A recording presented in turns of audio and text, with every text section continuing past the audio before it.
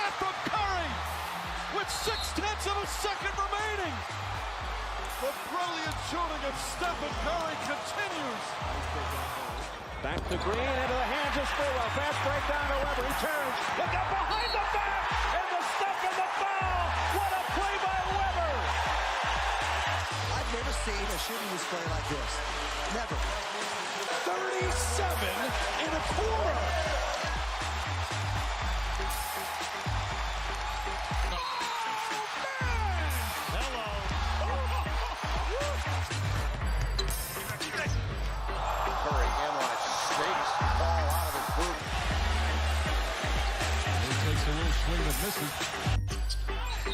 Curry splits the defense behind the back. Fires a three. Oh, he puts it in. What a spectacular move. That could be the greatest move I've ever seen. Here's Curry for the record. It's good. There it is. Stephen Curry, the all-time three-point king in the NBA. Fuck it. We'll do it live. You are in the Warriors Huddle with me, Bram, with me per usual, my master of all things sound and video, Maxime. How's it going? Maxime, I am excited to announce that rejoining us, Yahoo Sports NBA and NBA draft guru who dominates the association's coverage throughout the year, a woman who just had an upfront and personal view of the nightmare that was that Utah loss, and one of my absolute favorite guests who may or may not be currently looking for a pair of matching pajamas for her and her dog Gary for Christmas morning, Miss Krysten Peek. What's going on, KP? Hello. I am so happy to be here. Yes, I was in Utah. I watched half of the game. I left at halftime because there was a blizzard, but now I am in Phoenix at a high school event. As you guys well know, I am always on the road. I'm always on the move, but I'm so happy to be here and joining you guys. We love to have you. I wish to God I could say the same, that I left that Utah game at halftime. I'm still like PTSD. I think top three. So I'm hyperbolic, give me a month. I'll be saying this absolutely again. But I think that loss was the worst loss, regular season loss in my sports fandom career, which is a super long way of saying, go ahead.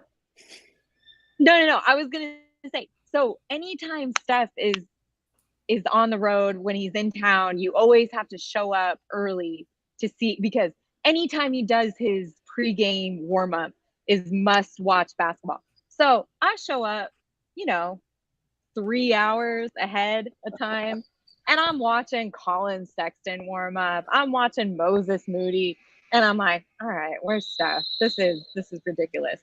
He didn't even show up. Like, he didn't even come to the game. So I'm like, man, Gary is in his crate, my puppy, like, what am I doing here? Like, this is such a waste of a game. And so I left at halftime because there was a blizzard, and then to see the way it finished, I was like, oh, that was actually pretty exciting. Maybe I should have stayed, but no, I saw what I needed to see. I saw enough of James Wiseman, which we'll talk about. Like, it was enough for me to get out of it in the 2 hours that I spent, leaving Gary in his crate.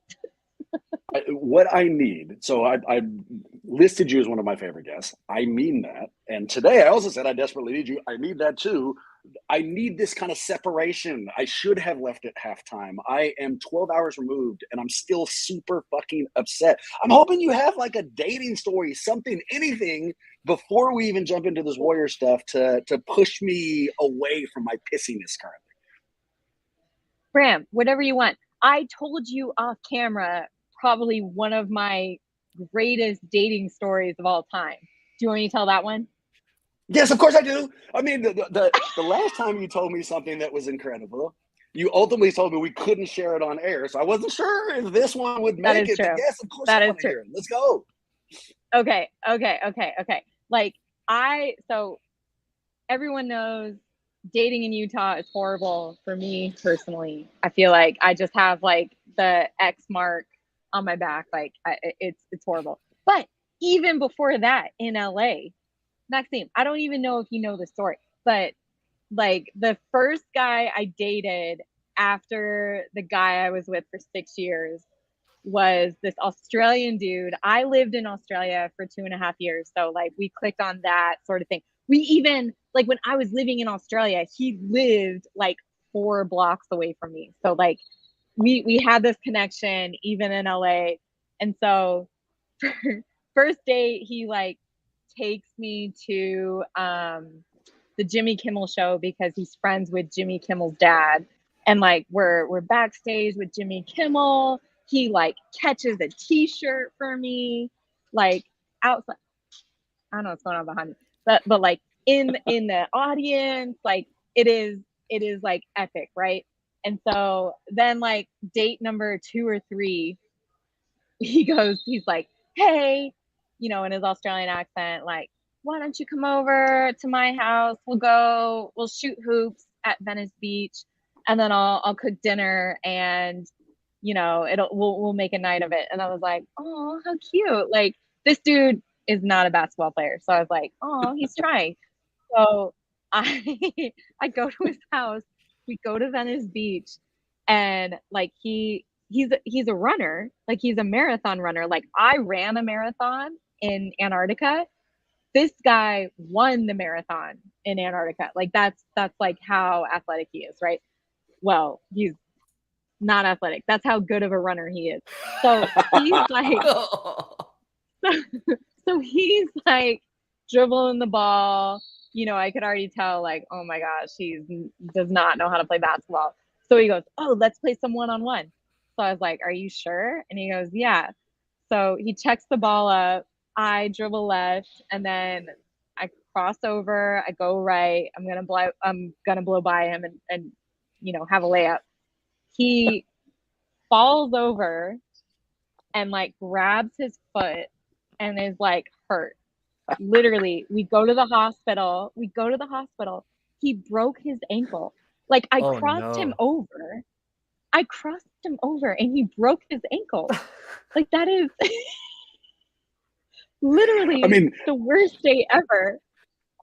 Yeah, or one of the most incredible basketball moves ever. I have so many follow-ups. I mean, like, my face is exploding with follow-up questions. Let me start with, I don't think I'm ever going to go to Antarctica. So, like, running a fucking marathon there is absolutely crazy.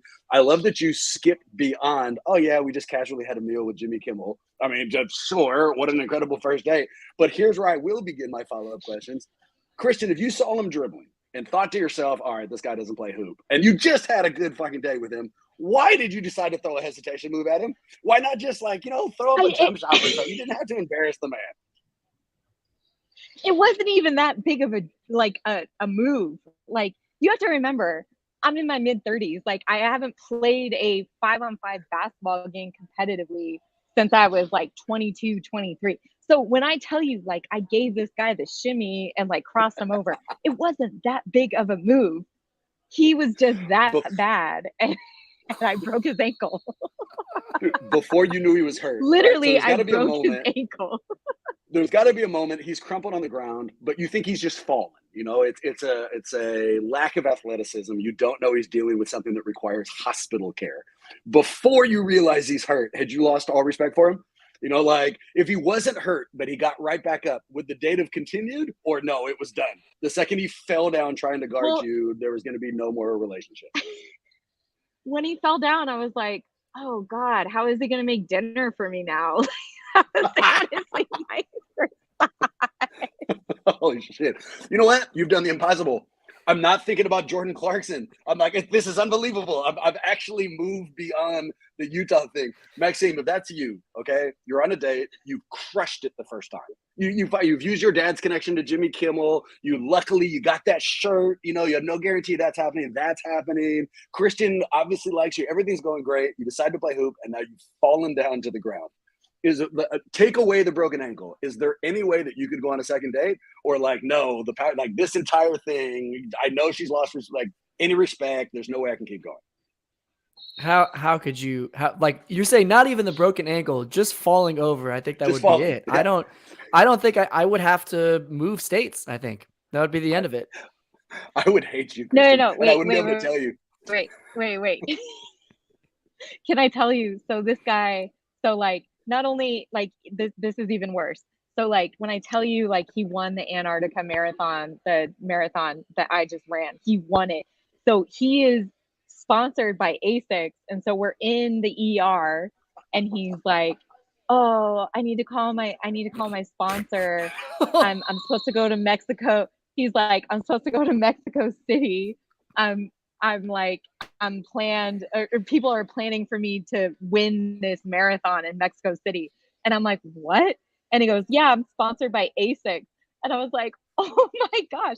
So he missed that because we played basketball. And then after he was better, he's such a weird athlete. He's like, "Oh, I'm going to swim around the big island in Hawaii." And he became the first person to swim around the big island in Hawaii. Krysten, and I'm just like, let me broke interpret this some of this ankle. for you.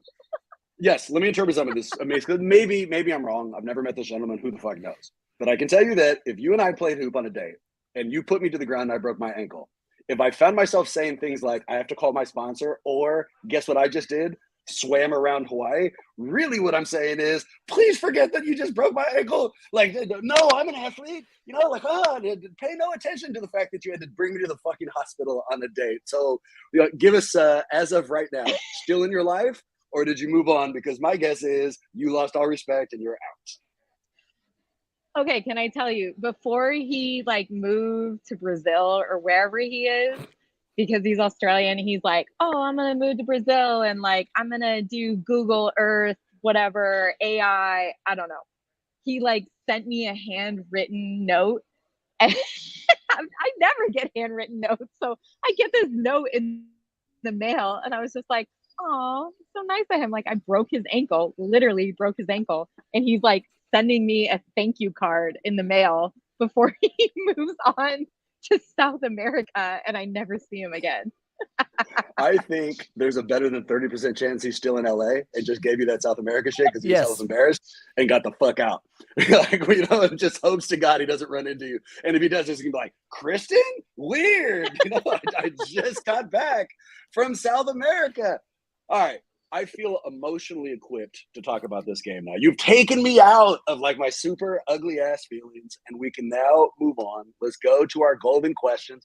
To nobody's surprise, they're all looking back at the Utah game. And Krysten, here's our first. And it's one that I think is perfectly suited for you because it's a person who we have discussed many times. Quote, "Before the Warriors shit the bed during the final 24 seconds, Kuminga was seemingly having the game of his young career. What were KP's takeaways on Kuminga's performance?" So what do you think? I mean, I heard you left in the first half, but you saw him, I think, have the best game that we've seen so far. So, what did you walk away with? No, we talked about this. I love JK. I love his scoring intuition. I love that it comes so easy to him. Like when you watch him, it's not forced, and it just is like he's out there playing. And the fact that he like capitalized on that opportunity with Steph out, with Draymond out, and he's like, no, I'm going to go out there. I'm going to score 24 points. And like he was on a mission. And even before the game, when I saw him pregame, he was just like, well, first he said, he's like, "KP, what are you doing here?" And I was like, "I'm everywhere, JK." Like, what do you mean? What am I doing here? But he said to me, he's like, "I'm going to be on one tonight." That's what he told me. He's like, "I'm going to be on one tonight." And I was like, "Okay, let's go." And for him to drop 24 points in one of the best games, I think, in his career with this Warriors team, like, and we talked about this, like, he's definitely frustrated in his situation. Like, this is a player who was the guy in high school leading up to the draft. And so for him to have to take a back seat and take, whatever chances he can get for his time and his availability, like, he is going to take advantage of every opportunity that he gets. And like, when he told me I'm going to be on one tonight, I'm like, okay, and that's exactly what he did. Like, his scoring instincts are so spot on, and it comes so easy to him that, I was really, really happy to see him capitalize on that. I love that you had I'm not surprised, but love that you had an interaction with him before the tip. All right. So it leads to this question. One of the things you and I have talked about, both on air and off air, is this transition is going from the man to the man in the future. Right. You got to defer. So just not what we saw on the floor. All of us saw that, but just his demeanor off the floor. Did you get a feeling that he's enjoying it here? You know, like has he made that transition? Is this home at least for now? It is like, and he's accepted his role, and he is not only taking advantage of every opportunity that's giving to him, but he's also acknowledging, you know, that Steph, Clay, Draymond, that is who they are now in the Warriors. And he just has to be patient and, you know, get his touches when he can, make the most of when he's in the game, get to his spots, try to make an impact whenever he's playing. And he's accepting that. I think Moses Moody is also someone who is a little bit behind. Like when I watch Moses, like I think he's not as receptive to his role as JK is at the moment. Huh. Which is interesting. Yeah, well, which is interesting because that's not the thing that any of us guessed. You know, we all thought that Moody would be willing to make that transition almost immediately. Any truth to the rumor that you almost broke JK's ankles before the game started? I mean, definitely zero chance. Zero chance. Okay, good. I mean, I'm glad to hear that. You know what stuck out to me? So JK was exceptionally athletic, but we've seen that. JK was borderline physically unstoppable occasional times, but we've seen that. The thing that stuck out to me last night was that even as he was on a heater, and add what you just said, that I'm going to be on one tonight, even in that, he was patient. You know, there were times when he would go down and he had the possibility to go 1-on-3, something I've seen him do more than a few times. And on all those times, no, you know, he stopped and he used the patience that he's gained, I think, which is, I don't know, a best case scenario, honestly. Sorry, right. And like, and that's one thing, like you see. What? Go ahead.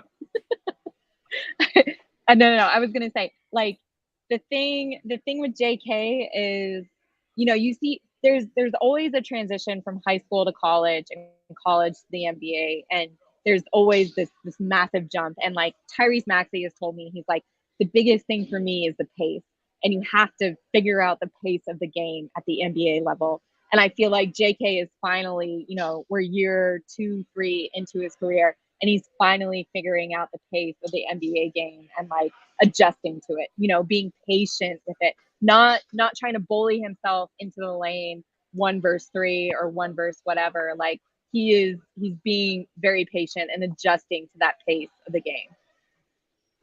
I'm going to be on one tonight. That's my face. It's the line of the night. The next time you cross somebody up on a date, before you do, I want you to just let them know that. Whisper to them, I'm going to be on one, and then just fucking break their ankles. I'm going to be on one. Yeah, exactly. The other thing, so while avoiding the blizzard and getting out of there at the half, one of the things you may have missed was the almost fight between Jordan Clarkson and Kuminga. Do we have that footage, Roseanne? Put that up, and if we can, let's fast forward to the 40-second mark because they'll focus in. There we go, right here. So this happened late in the game. We're watching the replay here. Here's Clarkson holding on to him. Okay, hold on for a sec. It gets a lot uglier. Oh, and then there's Clarkson backing up. All right, rewind that for me about 3 seconds and then show Krysten one more time. And Krysten, what I'm going to ask you here is, so this is the quintessential almost fight in the NBA. They are seemingly angry, but not really until people are between them. And then that's when, you know, they are much more willing to throw hands. So what you know of Jordan Clarkson, did he actually want to fight there? You know, like I don't know anything about him. I don't know anything about his personality. My guess is no, you know, and maybe I'm just projecting because I can't fight for shit and I try to avoid them constantly. But do you think there's any chance that either of those players wanted to fight there, either Kuminga or Clarkson?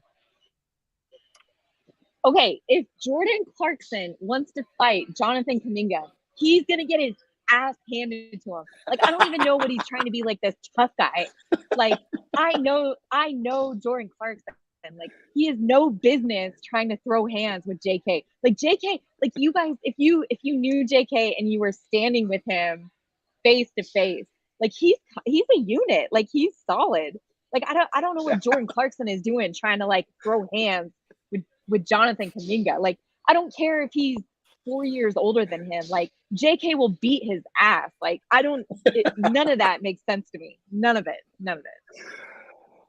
This is going perfectly because I'm now emotionally equipped to ask you this next question. I'm hella worried about it. I already know what you're going to say, but shit, I'll throw it out here. Quote, Wiseman was less than amazing in his first game back. What did you think of his performance? So, Krysten, what do you think? It's bad. I don't know what else to say. It's bad. It's bad. You give me Like, details. how Why? Okay, his pregame, he looked uninterested. It was going through the motions. Like, you think you're getting called up from the G League. Like, Steph's out, Draymond's out. Like, this is your time. You're playing the Utah Jazz. Like, who's gonna stop you in the lane?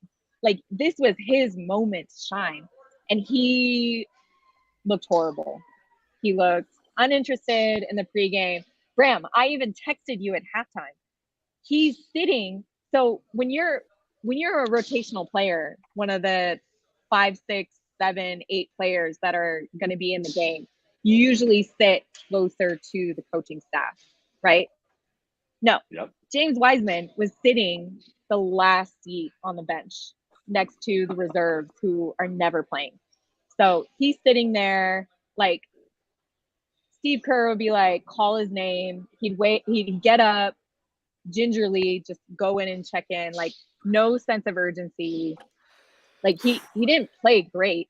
And then I told you at halftime, instead of, like, he gets up, halftime happens, usually all the players wait for the other players to come off the court, give him a handshake or whatever. No. James Wiseman, get up, straight to the locker room. Didn't even acknowledge any of his teammates. And I'm just like, what is going on? It was bad. It's bad. What you don't know, so those texts, right? I was watching the game in a bar, actually, with Maxime and a few other people. And, I mean, you couldn't have been better timing. It's just happenstance. And while you were, I would imagine, typing, but before the text came back, we were at a table and people were explaining to us, it's okay, you know, it's shitty half, kind of, but give him some time. I think it's okay. And then literally his half sentence and those texts come in, and I interrupt him with your 2 texts, which is basically Wiseman looks like shit and he does not give a fuck tonight. So it was well suited. Here's what I imagined at the half. So this is not a real story. This is hyperbolic. Who knows, right? But I imagine at the half, like, Wiseman went up to one of the assistant coaches and asked him some question. You know, am I switching off his screens right? Something like that. And the coach said, hold on for a second. I'm going to go find that out. And then went over to Steve Kerr and was like, should we just send him back to Santa Cruz right fucking now?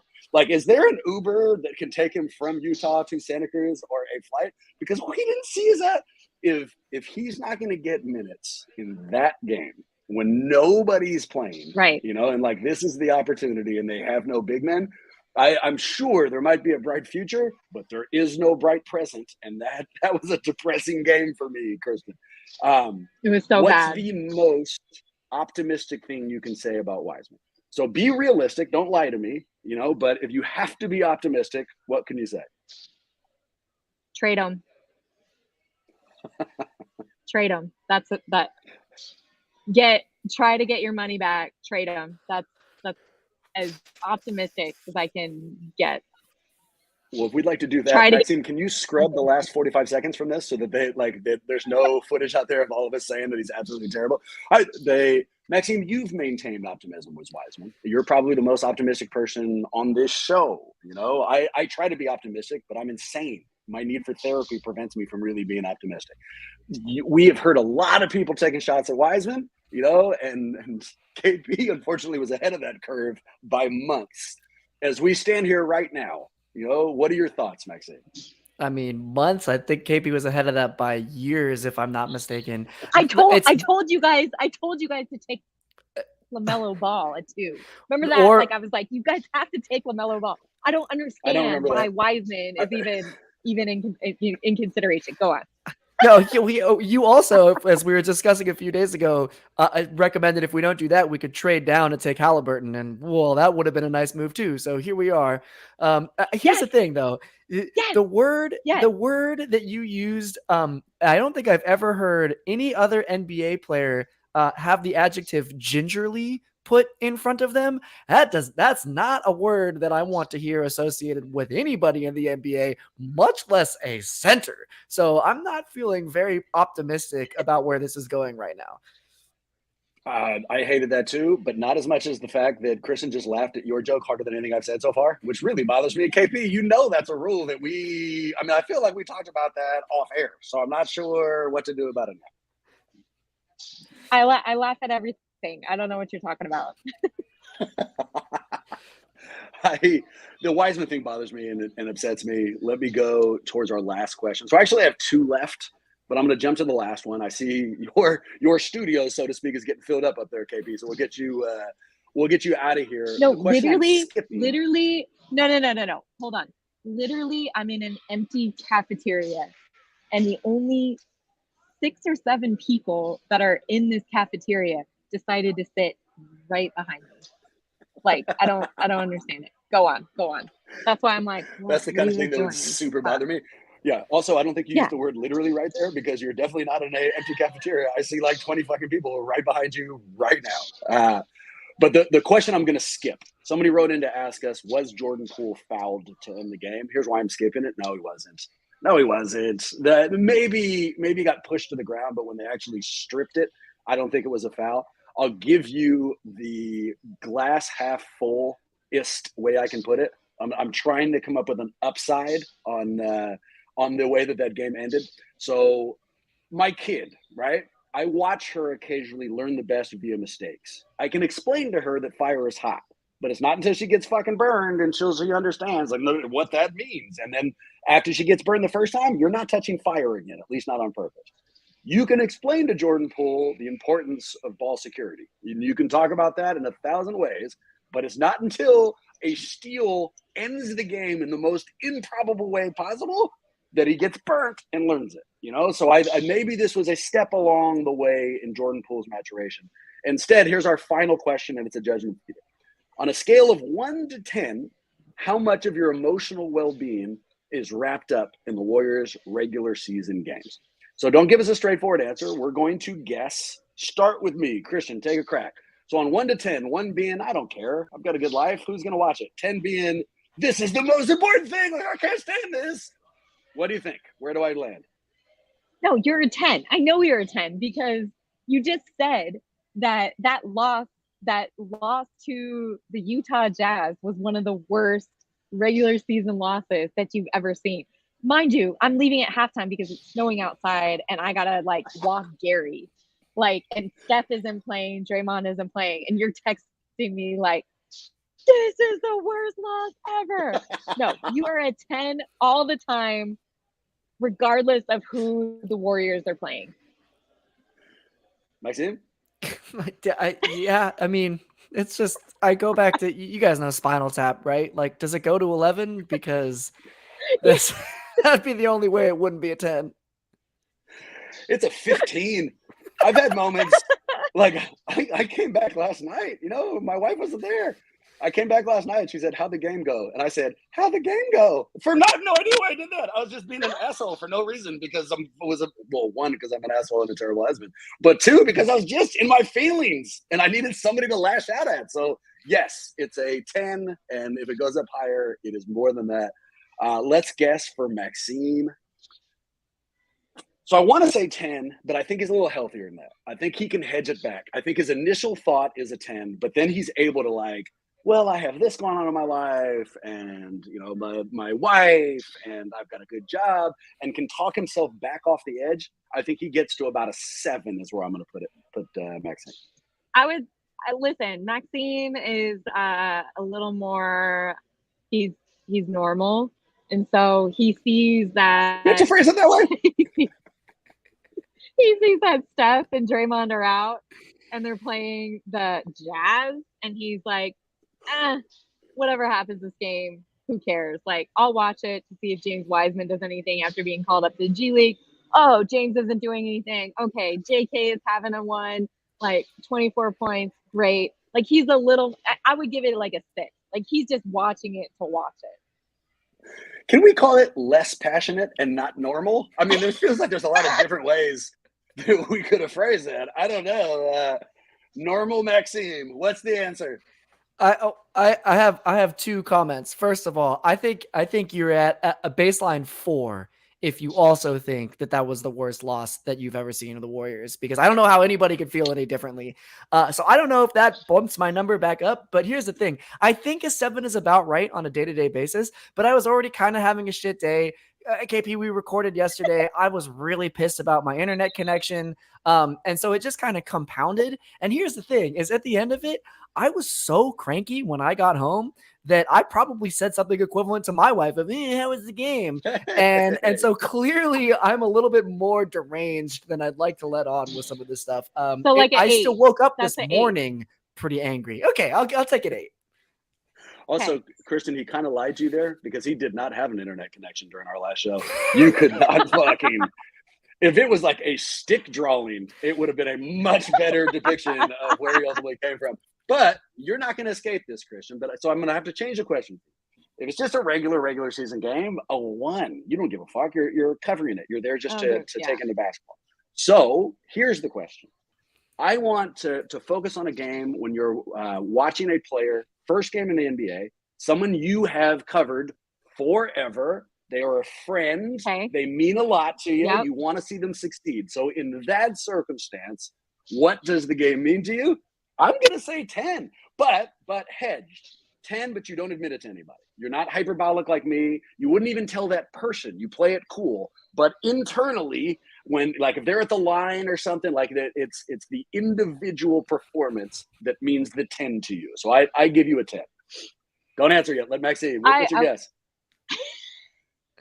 I could tell you're about to answer. Your face screamed, I'm answering this. Hold on for a sec. Go ahead. But see, that's where I'm at too. And I think the reason that I agree with Bram is that if you're not a 10 in that environment, then I think the players that you clearly have developed great relationships with would feel like it's a disingenuous relationship, right? Like it's the heart has to be there for you to then be like, yeah, no, I care about you and I care about your success in the league. And it's very clear that that's the case. So I'm sure like maybe it's entirely an internal and maybe you won't even admit it in this moment, but I think it has to be a 10 when you're sort of alone thinking about your thoughts on a game. Okay, can I tell you guys a secret that's no longer a secret? So I make a point. So I will go early to every game to see the players that I've covered in high school. You know, whether that's JK, Moses Moody, Jordan Poole, Colin Sexton, Taylor Horton Tucker. You know, I will always go to their pregame shoot around. So they know I'm there. And they're like, oh, look, KP's here. Oh, this is great. No, look at her showing. And then I leave. I leave either after the first quarter or always.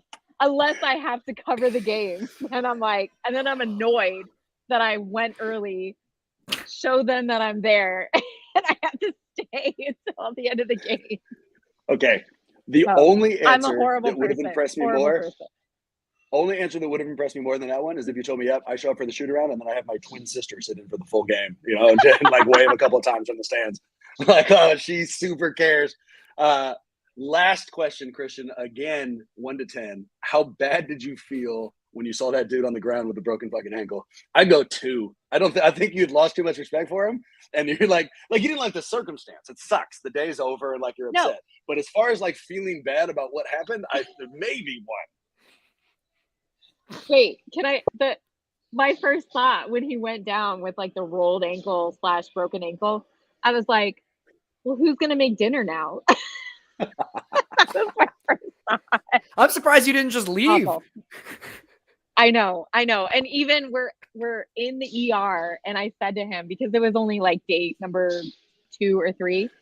And when he tells me, he's like, oh, I have to call ASIC, my sponsor, to tell them I can't run the Mexico City Marathon now because you broke my ankle. I'm like, I understand if you never want to see me again. Like, it's okay if I just leave and you never see me again. Like, I felt so bad. But then on the flip side, I'm like, well, I can't leave him. I got to make sure he gets home okay. I broke his ankle. Yeah, no, like, it wasn't. I have to Hell yeah. see it through.